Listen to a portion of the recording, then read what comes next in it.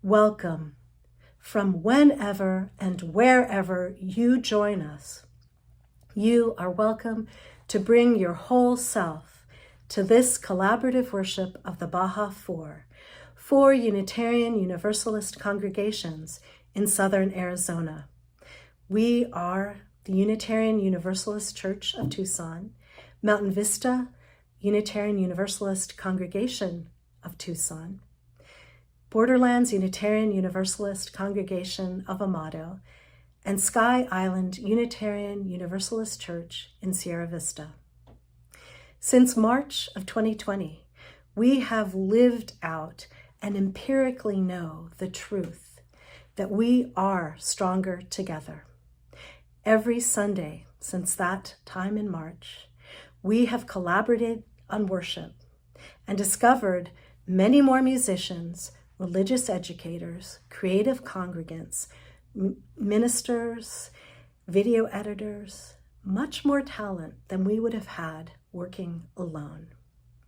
This weekend, we have been meeting with the Reverend Robin Tanner, who is our Baja 4 consultant, helping us to imagine how to continue to collaborate and move forward into this sort of post-pandemic world.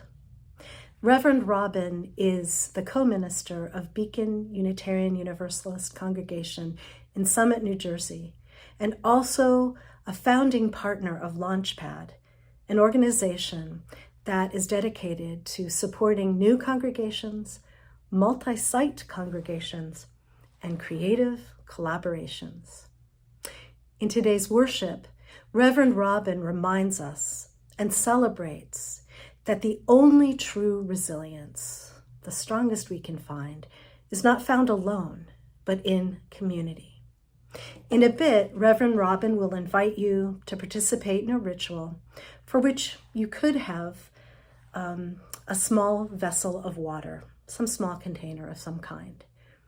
And I'm going to ask that if you have a chalice, you go get it and you get yourself some water, and together we'll light the chalice as I share these words. The Reverend Kimberly Tomjack Carlson comforts us in a part of her piece, Our Roots of Resilience, that though what surrounds you may sway you, make you bend, and feel unbalanced, wiggle your toes. Know that your roots can hold you as you grow and learn. A tree is nourished by the soil and water. You are nourished by the food the earth grows and the water it supplies. You are cared for and loved by many people. Breathe deeply.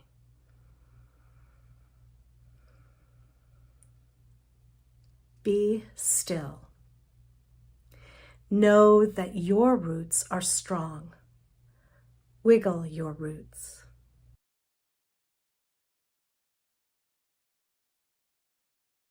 Each week, we say these words as a reminder of all that has happened and all there is still to do.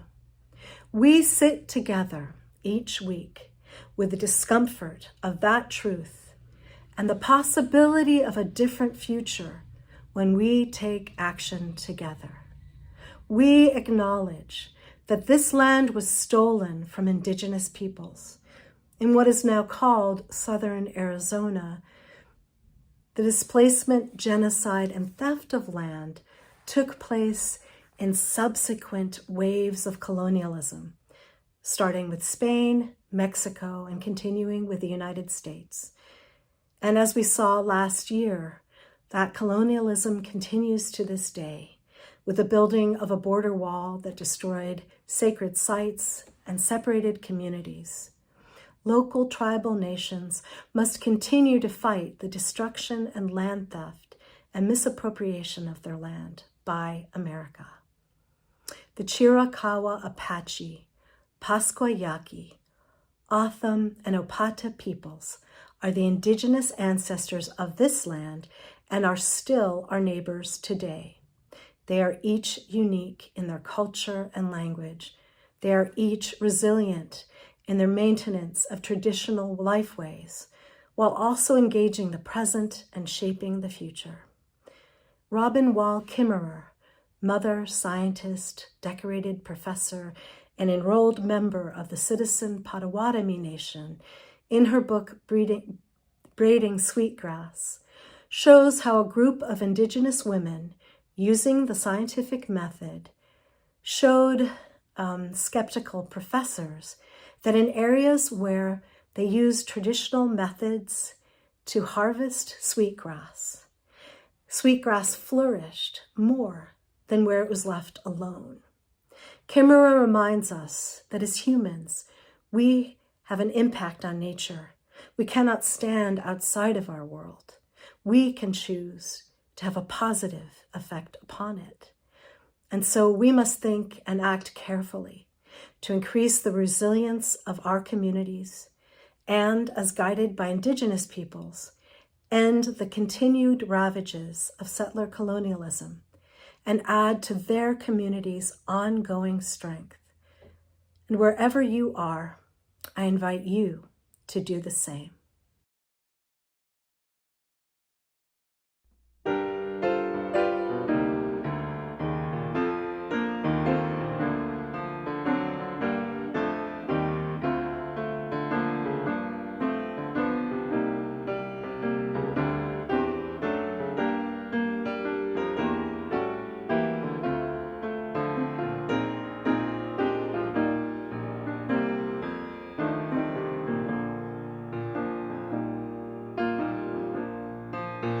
Gather the spirit of a small pond, our separate fires will kindle one flame.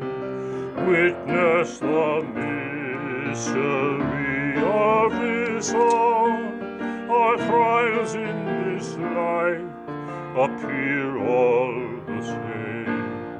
Gather in peace, gather in thanks, gather in sympathy now and then, gather in hope, compassion and strength, gather to celebrate once again. Gather the spirit of heart and mind, seeds for the sowing are laid in store, nurtured in love and conscience refined, with body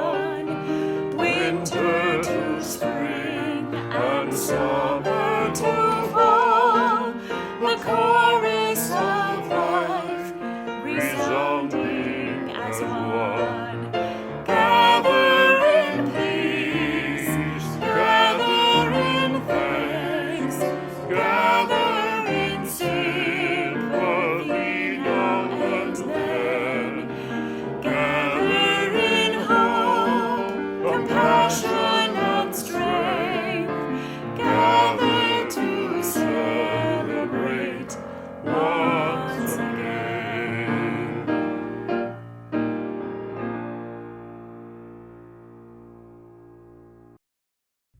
How much does a snowflake weigh? Adapted from a story by Margaret Silf in 100 Wisdom Stories from Around the World. It was deep winter and the snow was falling steadily upon the hillside. A tiny mouse crept out of its hole for a little break in its long winter sleep. Drowsily, the little mouse looked around and twitched its whiskers and would have gone back to sleep inside its hole had not a tiny voice echoed from somewhere out there in the white winter world, "Hello, little mouse, can't you sleep?" The mouse looked around and caught sight of an owl sitting shivering on a bare branch just overhead. "Hello, wise owl," said the mouse, pleased to find some company on this bleak day, but just a little nervous. "I just came up for a bit of air before I go back to sleep for the rest of the winter," said Mouse. As she turned to scamper back down into her burrow, the owl said, "Please, don't go. It has been a long and lonely winter, and I would appreciate the company." It was so good to find company that for a while the mouse and the owl sat there together, huddled in the branches of a pine tree, watching the snow falling and enjoying a little congenial conversation. "How much do you think a snowflake weighs?" the owl asked the mouse after a time. "A snowflake weighs almost nothing," the mouse replied. "A snowflake is so insignificant. It carries almost no weight at all. How could you possibly weigh a snowflake?" "Oh, I disagree," said the owl. "In fact, I can tell you that last winter, around this time, I woke up from my winter dreaming and came out here for a breath of fresh air. And because I had no companions and nothing better to do, I sat here counting the snowflakes as they fell. I watched them settling on these branches and covering the pine needles with a blanket of whiteness. I got as far as 2,492,359, and then, when the next snowflake fell and settled on the branch dropped right down to the ground and all the snow slid off. So you see, just that one last snowflake weighed enough to make the branch sink down and all the snow slide off. A snowflake does weigh something. It does make a difference." The mouse, who was only a tiny little thing herself and didn't think she had much of an influence on the great big world around her, pondered for a long time over this story. Perhaps, she thought to herself, it really is true that just one little voice can make a big difference.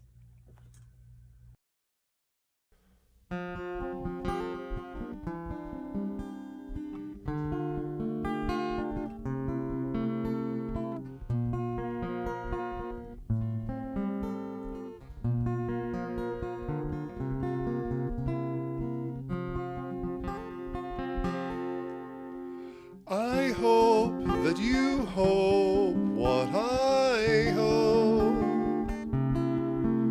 We need to find a new path, leave the brokenness behind, to search till we find what we need,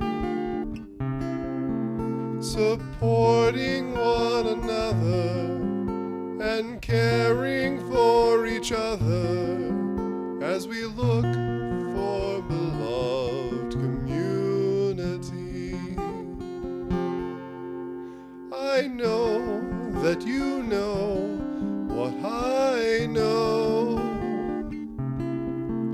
A place is out there somewhere where the love inside us grows. I'll work on myself so that we can strengthen one another, reflect and then discover as we build a beloved community. I see that you see what I see. There's more than one perspective, and listening brings it into view. We'll learn from the harm of our past, gain strength from understanding, look forward to our future, and learn to enter beloved community. I love when you love as I love. Acceptance isn't easy, but it's how to make love show. We'll learn as we walk on this road to let ourselves be open and love each as a neighbor, together in beloved community.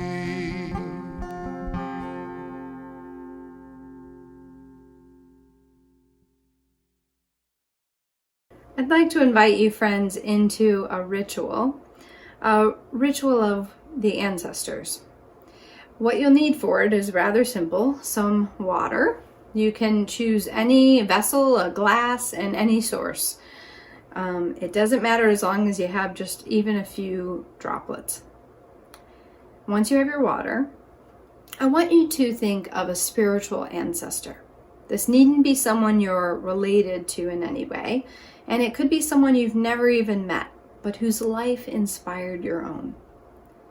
Think of someone, perhaps particular qualities or even words, deeds that they did. Hold in your mind's eye the fullness of their personhood. As you do so, I invite you now to turn to this water. Consider this water that at the molecular level is all the water there has ever been. The water of creatures who lived long before us, dinosaurs, and of incredible heroes and pioneers, Gandhi, Harriet Tubman, Dr. Martin Luther King, on and on, a legacy, who at the molecular level consumed the same water we do now. Call forth your spiritual ancestor now and gift into this water, pour into this vessel those qualities and inspiration that you just brought to your attention. And with intention, I invite you sometime today or in the days to come to close this ritual of blessing by utilizing this water either to sustain your own body or perhaps a plant or a loved one, or to bless a particular space. And as you do so, to be reminded that we are never truly alone or only ourselves. Indeed, we are always inextricably part of something larger, stronger, and magnificent. So may you be blessed, beloved. Amen.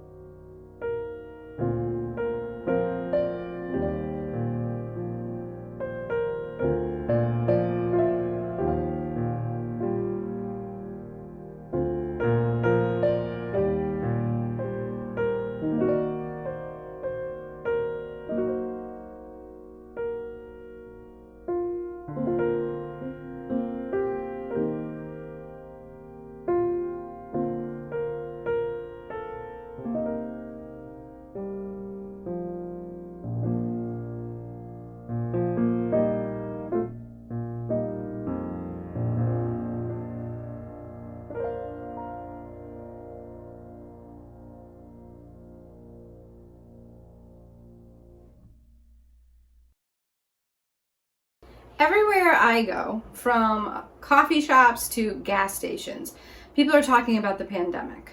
I'm sure the same is true for many of you. I'm hearing conversations about masking in schools or not masking, about quarantine and booster shots. Is another lockdown coming? The uptick in cases, particularly where I live in New Jersey.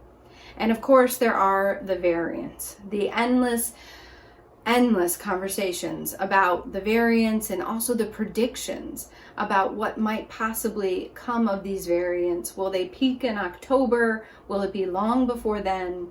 What are we learning? Just a couple weeks ago, I was in a coffee shop, actually a coffee joint that serves CBD coffee, which is very popular here in New Jersey. Get it? Coffee joint. Any rate, one thing you will learn about me is that I tell some fairly awful jokes. So I was in this coffee shop, just quickly waiting on my coffee, and I heard a man come in and explain to the barista why he hadn't been there in a couple weeks. He said, now that the pandemic is over, we're not wearing masks, and of course we're all getting colds and the flu, he explained as he took his coffee and left. At a gas station that same day, I watched an older woman who I presumed to be a grandmother ask her grandson to go into the gas station and get her a Coke. As he got out of the car without a mask, I heard her say, "Put on your mask!" And he did so as he jumped between the pumps to get to the station. I, in the meantime, wanted to scream at the man, "It's not over. The pandemic isn't over," and to chastise that grandson just as his grandmother had done. The truth is, pandemics don't really end like that, especially in our present political context. I think, though, beneath all these conversations about whether or not the pandemic is over or when it will end and how, is a harder question, a lurking fear, one that we dare not even voice. For those of us who have seen this virus up close, either in our own bodies or in the bodies of those we love, we worry not, is it over? But perhaps more so, will it ever be over? This unrelenting worry, decision fatigue, and constant risk calculations, alongside an immense grief that so many of us have not even had time to process, all of this is taking an incredible toll. When I was a young child, one of my favorite things to do was to have a sleepover at my grandparents' house. All of the cousins would pile in and get to share the very large king bed in my grandparents' bedroom while they took the guest bedroom. We loved it in part because there were cool things like a closet that led from their bedroom all the way to the living room, secret passageways, and new hiding places for games.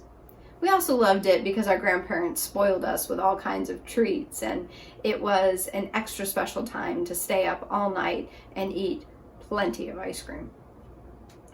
The most poignant memory I have, though, staying at my grandparents' house, happened the summer after my grandmother was diagnosed with diabetes.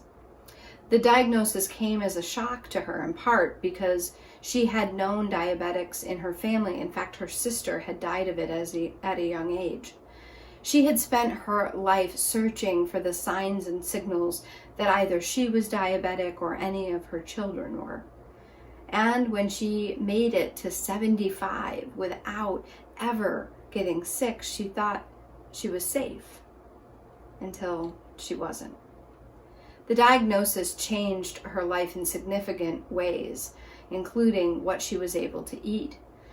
Every morning, my grandfather prepared breakfast for her as a ritual that began after they retired. And on this morning, we had also had a sleepover. All of the cousins woke up to the sound of my grandmother shouting, "Bob, are you trying to kill me?" Quickly, we came down the stairs to look around to see what was going on, and I crawled behind a couch ever so carefully to make it to the kitchen where my grandfather was standing. "What's going on?" I said. Well, he explained that when he made breakfast that morning, he had accidentally used the regular jam instead of the sugar-free jam for my grandmother's toast. The minute she took a bite, she knew something was wrong. "All this is about jam?" "Sweetie," he said, "it's never just about the jam." This has become a mantra of sort of mine across my lifetime, but in particular since we have been in this pandemic. Realizing that as folks may be shouting about masking or variants or needing boosters or trying to make sense, it's never just about the jam. It's the toll of all of it.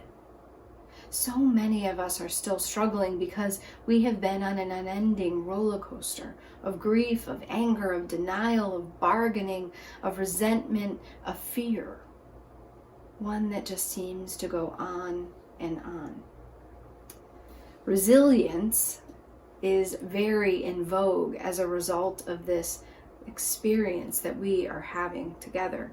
All in Unitarian Universalist circles, and even this weekend we spent our conversations and our time thinking about thriving in Unitarian Universalist communities, what it means to be resilient, both in the midst of a pandemic that has magnified trauma, caused trauma, and has no definitive end in sight. I wonder what you think of when you hear that word resilience. What does it mean to you? For most of my life, I've thought about resilience through a very individualized frame, kind of looking at it as superheroes who are able to survive and bounce back. Before I became a minister, I worked at a center for children with complex PTSD, and resilience was one of the things that we studied. But we looked at it through the individual. We wanted to know, were there particular hormones or particular ways in which brains could respond, or histories or even genetics that allowed some people to survive and even thrive in the wake of trauma, while others experience debilitating effects their entire lives. We asked again and again and again, how come some people, individuals, were resilient while others were not?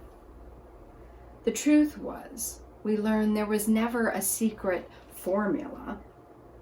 This individual resilience framework is actually the exact opposite of what I think helps us survive and even thrive past collective trauma. Recently on social media, Zandashi Laurelio Brown wrote, "I dream of never being called resilient again in my life. I'm exhausted by strength.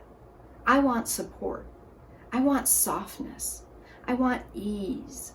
I want to be amongst kin, not patted on the back for how well I take a hit or for how many." I cheered on these words.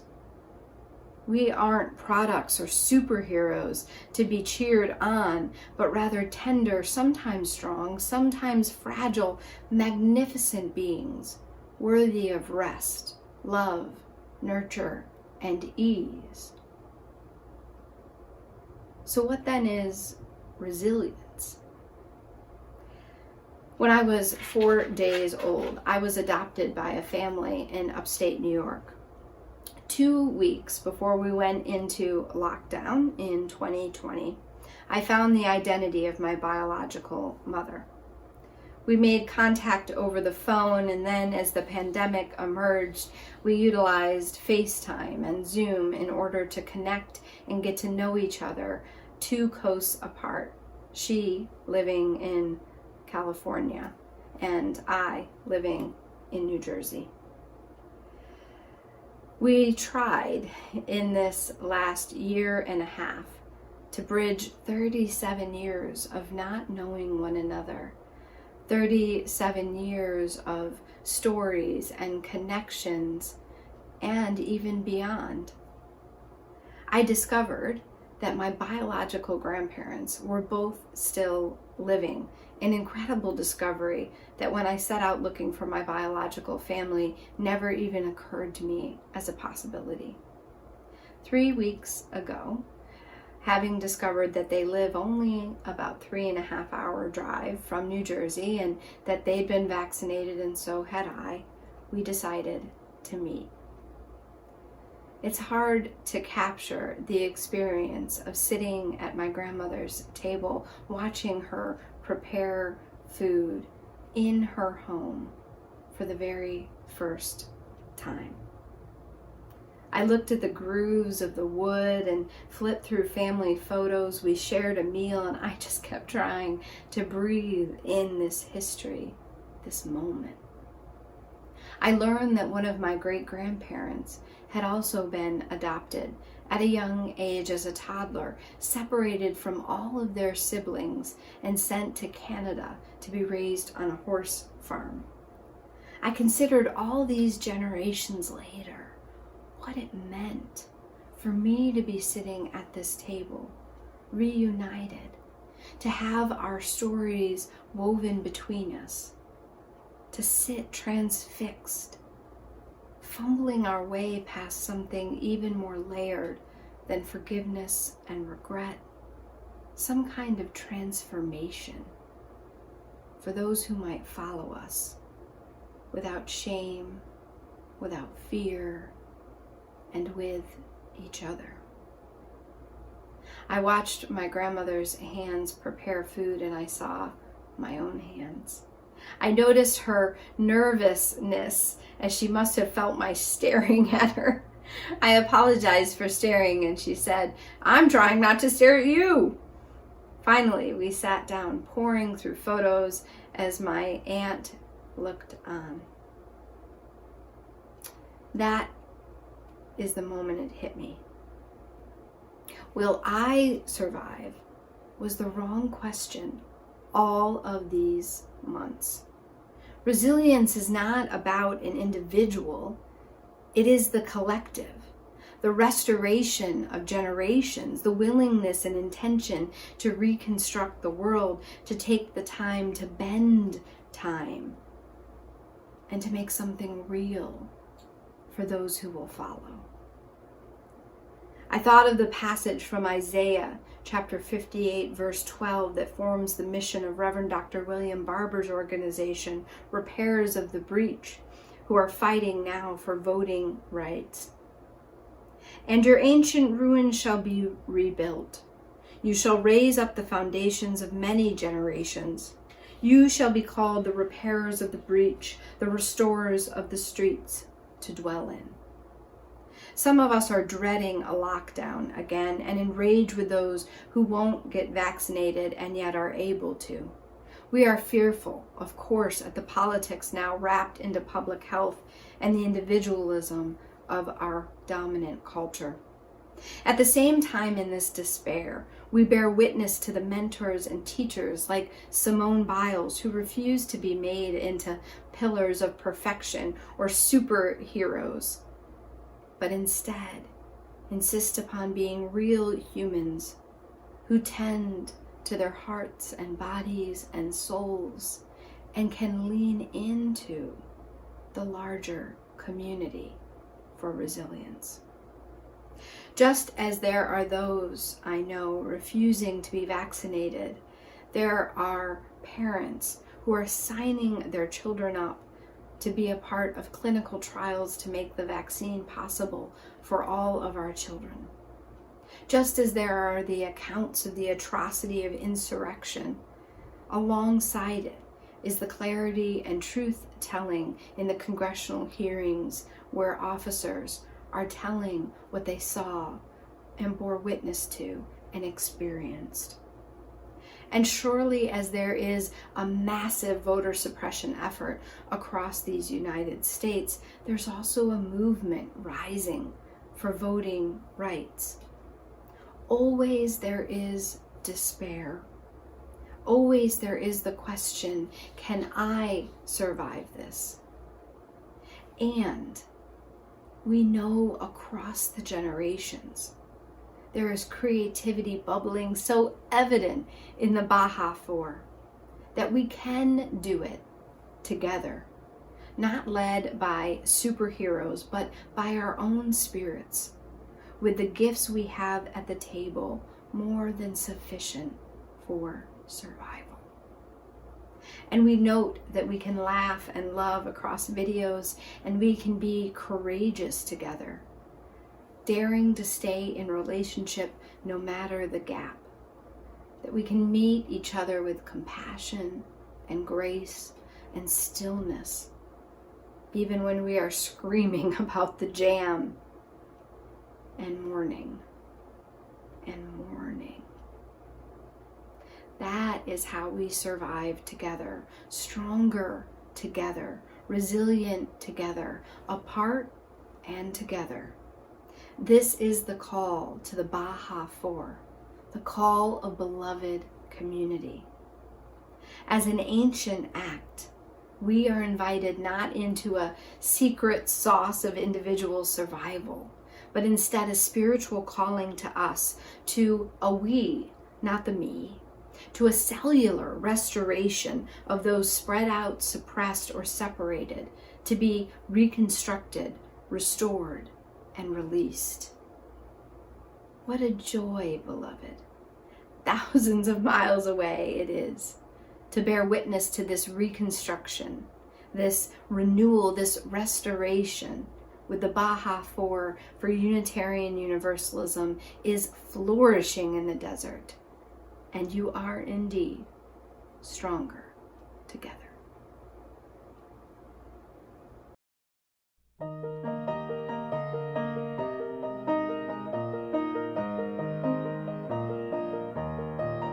From the light of days remembered burns a beacon bright and clear, guiding hands and hearts and spirits into faith set free from fear.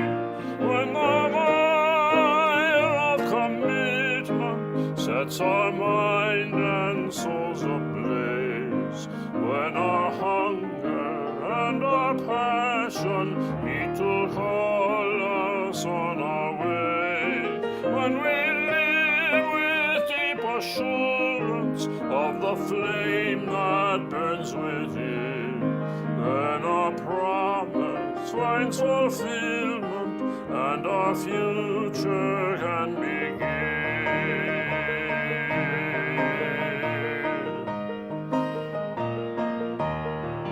From the stories of our living rings a song both brave and free, calling pilgrims still to witness to the life of liberty.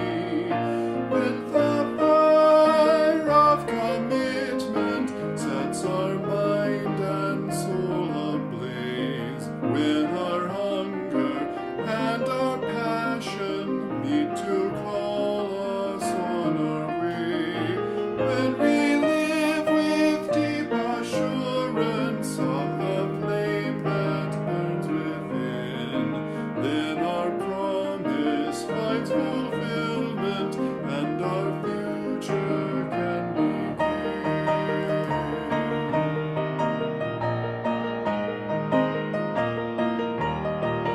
From the dreams of youthful vision comes a new prophetic voice, which demands a deeper justice built by our courageous choice. When the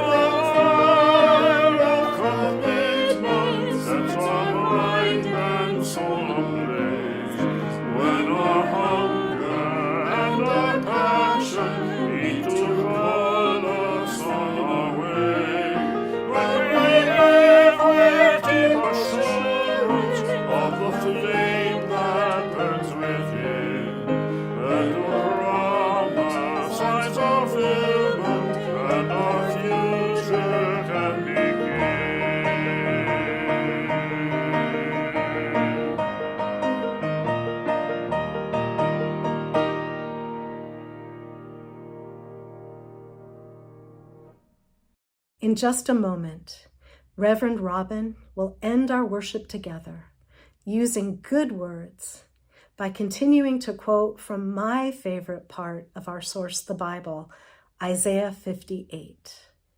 And though Reverend Robin ends worship, and we together, if you will join me, end this flame, remember that our community continues and gives us our real hope for healing and renewal.